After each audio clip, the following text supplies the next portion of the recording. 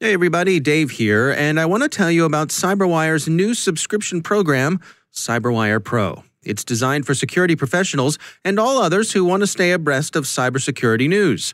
CyberWire Pro is a premium service that will save you time and keep you informed. You may be saying to yourself, hey, that sounds great and something my entire organization can benefit from. We think so too. With a CyberWire Pro Enterprise subscription, you can make that happen. You can help to keep your organization up to date with the latest news, analysis, and trends across the evolving cybersecurity landscape, save some money, and look like a hero at the same time. We've got great discounts for government, commercial teams, and academia too. To learn more, visit thecyberwire.com/pro and click on the Contact Us link in the Enterprise box. That's thecyberwire.com/pro and then click Contact Us in the Enterprise box, and we will help you become that office hero. Turla tunes its tools. The commodity Trojan AnarchyGrabber is now stealing passwords. A new iOS jailbreak has been released. The UK reconsiders its decision to allow Huawei into its 5G networks. A tech group lobbies the U.S. House against warrantless inspection of searches. Remote work's regulatory risk. COVID-19 conspiracy theories. Hackers say they're vigilantes. Our own Rick Howard on intrusion kill chains, his latest episode of CSO Perspectives. Our guest is Nico Fischbach from Forcepoint on deepfakes expanding outside of disinformation campaigns to the enterprise. And too many remote workers appear to have too much time on their hands.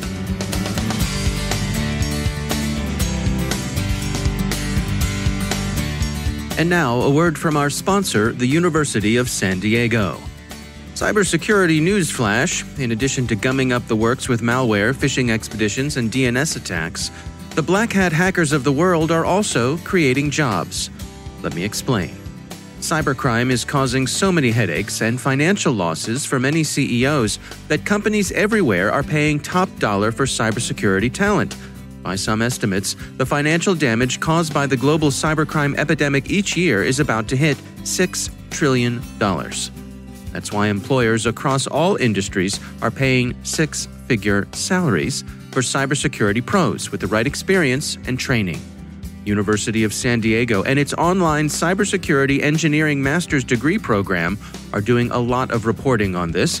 They also offer an outstanding online training program if you're interested in sharpening your skills to advance your career or to transition into cybersecurity. Connect with the team at sandiego.edu/cyberwire. Mention this podcast and they'll waive the fee to apply.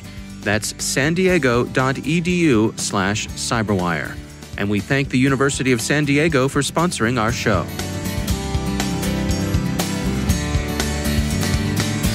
Funding for this CyberWire podcast is made possible in part by McAfee, security built natively in the cloud for the cloud.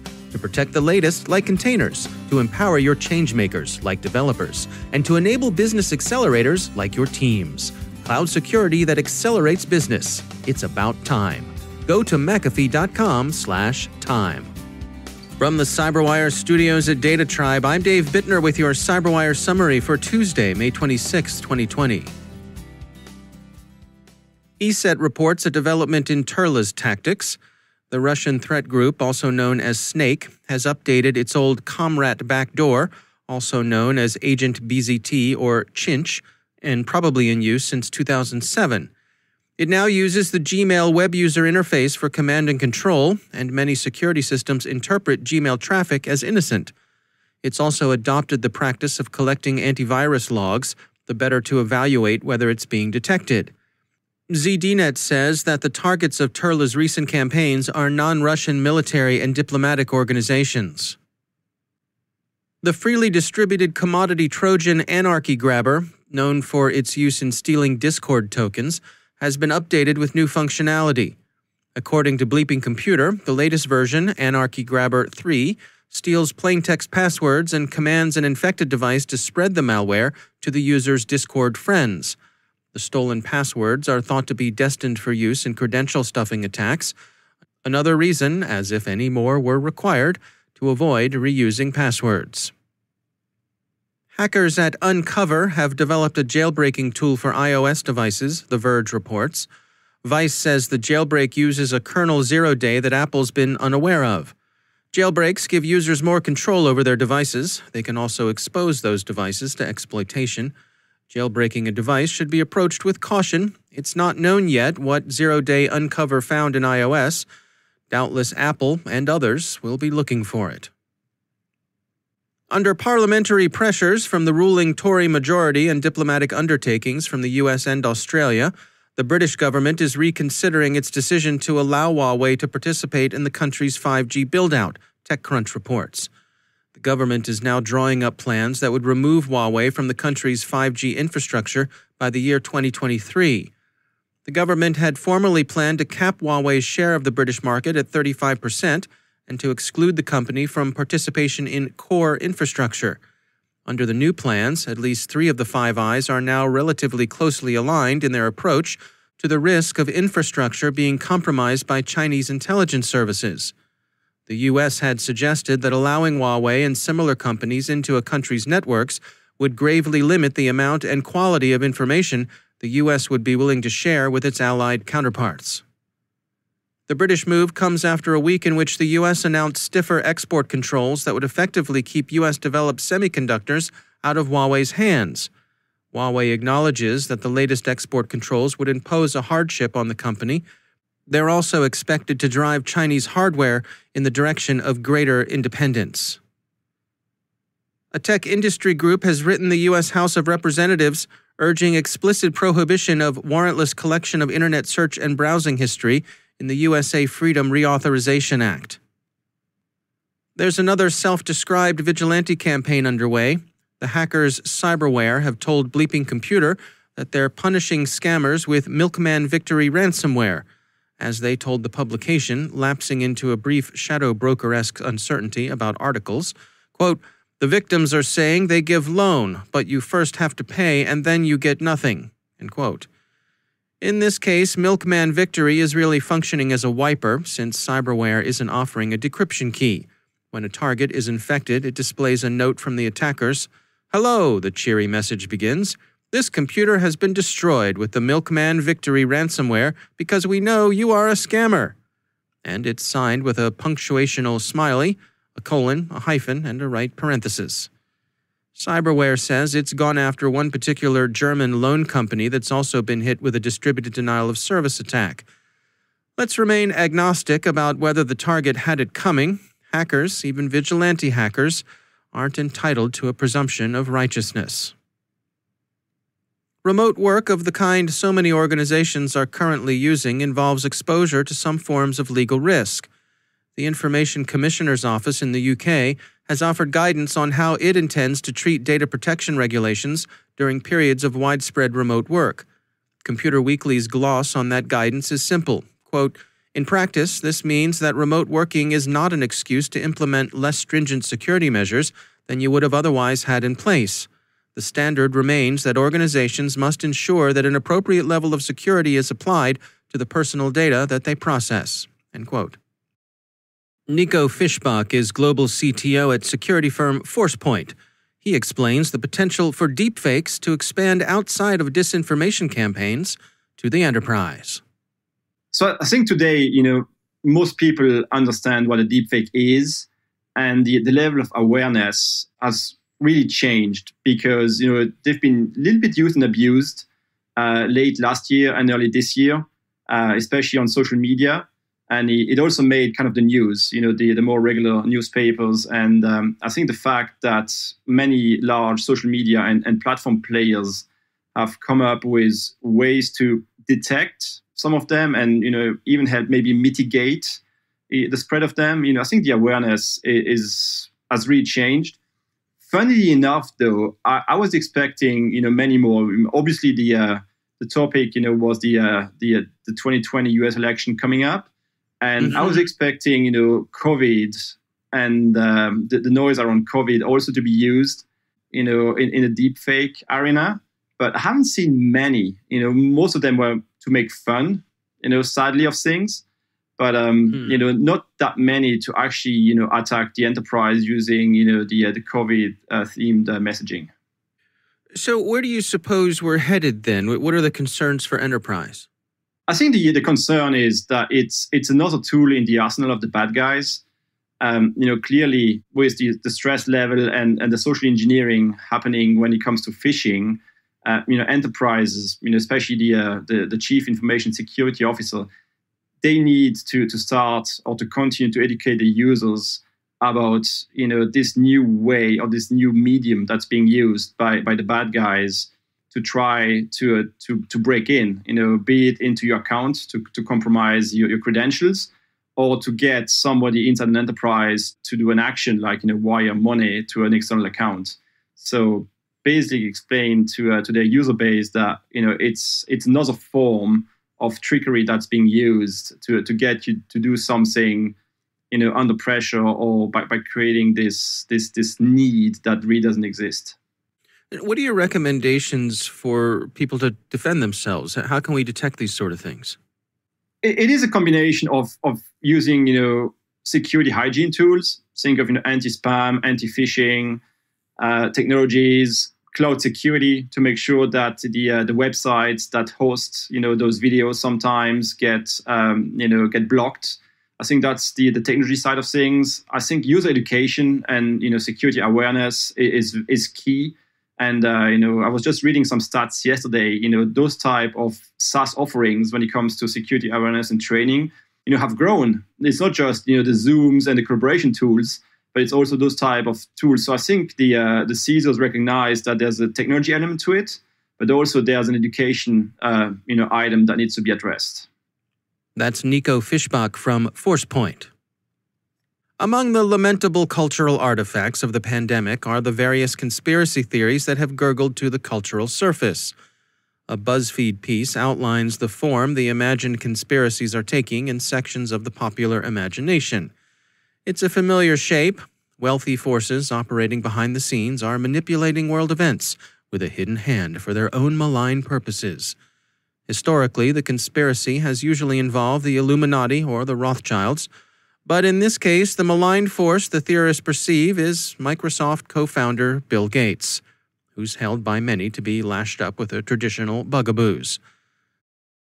So what's everybody been doing with all these hours at home? Spending time with the family, improving themselves through edifying reading, learning a new craft, scrapbooking, watching cooking shows for recipes that would help them prepare a nice meal for the loved ones with whom they're sheltering, tending a victory garden. Well, probably not, at least if the Telegraph is to be believed. Mostly, they're consuming adult content, consumption rate up a whopping 292%, streaming TV up as much as 179% on some services, and of course, playing online games up 98%.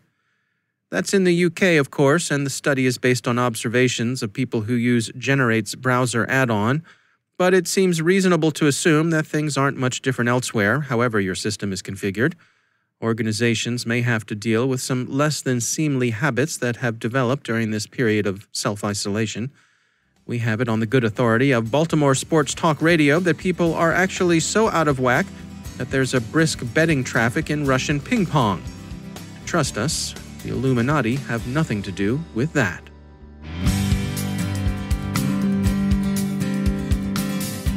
Hey everybody, Dave here. As you know, we've been fortunate to have built a pretty influential audience over the years. Security leaders across the globe trust us and depend on us every day to deliver the news and analysis they need to do their jobs. And that's also why so many top security companies and hot startups trust us to connect them to the decision makers and influencers to help get the word out about their brand and fill their sales funnels. We've got lots of great sponsorship opportunities that can help you get the word out too.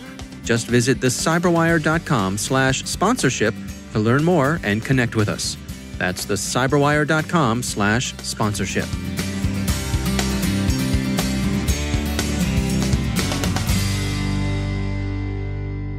And joining me once again is Rick Howard. He is the CyberWire's chief analyst. Rick, welcome back to the show. I wanted to touch base with you about something that I know you've been spending some time on, and that's taking a look at some of the first principles that we have in cybersecurity and some of the long-term implications of that. What do you have to share with us? Yeah, it's one of my pet peeves, Dave, for forever now. I started back in the day like you did, and we made a bunch of assumptions as far back as the early 1990s about how we should do cybersecurity. And, it's 2020 now. And the question is, were those early decisions the right ones? And I've been fascinated with the idea that we could apply some first principle thinking to cybersecurity to see if we could prioritize what we've been working on and maybe discard some of the old stuff that doesn't really work that well. Well, give me some examples here. What kind of stuff do you have on your mind?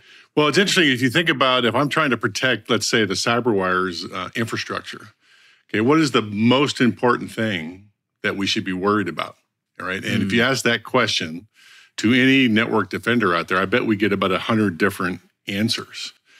And I've been thinking about this for a long time, and I've gone through lots of gyration. So should I hit you with it? It's pretty simple. It's like you could fit it on a Twitter line. Well, I mean, my first reaction was tasty snacks in the break room, but I'm guessing that's probably not at the top of your list. So please go ahead. It's the second one, okay, but not the first one. All right. So if you think about what we're trying to do, okay, a lot of people think we should stop all breaches or prevent all attacks or react quickly to an attack. And none of that is good enough, right? That is not what we're trying to do because it's really hard to convey that kind of information to your senior leaders or even to the board. So here's what I think it is. We're trying to reduce the probability of a material impact to our organization due to a cyber event. And I want to parse that a little bit, okay? Because remember, I'm not trying to stop all attacks. All right, what I'm doing is reducing the likelihood that something like that will happen. So what do you think? Am I getting you with this at all? Yeah, you are. I mean, I find it helpful to think about a lot of this stuff in terms of comparing it to public health policy. And in other words, you're never going to keep everybody from getting a common cold. But there are many things we can do to cut down the likelihood that someone will get a common cold. And is that along the lines of what you're talking about here? It's exactly right. And it goes to how we talk about this with our board members, right? Because if you go to them and say, I need $1 gazillion to, do my pet cybersecurity project this year, they have no way to judge whether or not that's good unless, they're scared to death and they may give you the money or they may not. But if I can go to them and say, we can do these 3 things, and we reduce the probability that we will be materially impacted. And that's a decision they can weigh and weigh it against all the other risks that they are dealing with in their, and when they do their daily jobs. Does that also help sort of spread out that responsibility that, it's not all on the security folks, that you're putting some of that decision making of where we're going to apply our resources and where we're going to dial in different amounts of risk? You're moving that up the food chain, as it were? Yeah, it absolutely is. I think we made a mistake early on in this network defender community by trying to hold all that responsibility on our own, right? And really, the mistake we made is assuming or trying to convey the idea that cybersecurity risk is somehow different than all the other business risks that senior leaders have to deal with. And after 25 years of doing this, it's just not true. Okay, it's just another risk. Right. And if I go to the boss and say, hey, I need some money to do X, the boss is going to weigh, that risk compared to all the other things he's got to spend money and resources on. And so I think we've made that mistake as a community. Yeah. All right, Rick. Well, thanks for joining us. You can check out the latest episode of Rick's podcast, CSO Perspectives, when you sign up for CyberWire Pro. The most recent episode is about intrusion kill chains. Rick, always great to have you on the show. Thank you, sir.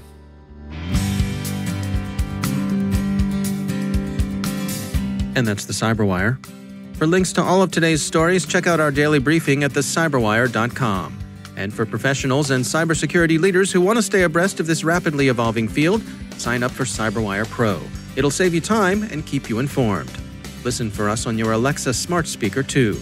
Thanks to all of our sponsors for making the CyberWire possible, especially our supporting sponsor, Observit, a Proofpoint company and the leading insider threat management platform. Learn more at observit.com. Don't forget to check out the Grumpy Old Geeks podcast, where I contribute to a regular segment called Security. I join Jason and Brian on their show for a lively discussion of the latest security news every week. You can find Grumpy Old Geeks where all the fine podcasts are listed, and check out the Recorded Future podcast, which I also host. The subject there is threat intelligence, and every week we talk to interesting people about timely cybersecurity topics.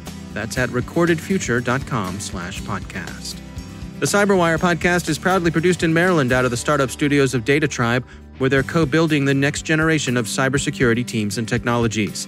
Our amazing CyberWire team is Elliot Peltzman, Peru Prakash, Stefan Vaziri, Kelsey Bond, Tim Nodar, Joe Kerrigan, Harold Terrio, Ben Yellen, Nick Valecki, Tina Johnson, Bennett Moe, Chris Russell, John Petrick, Jennifer Iben, Rick Howard, Peter Kilpie, and I'm Dave Bittner. Thanks for listening. We'll see you back here tomorrow.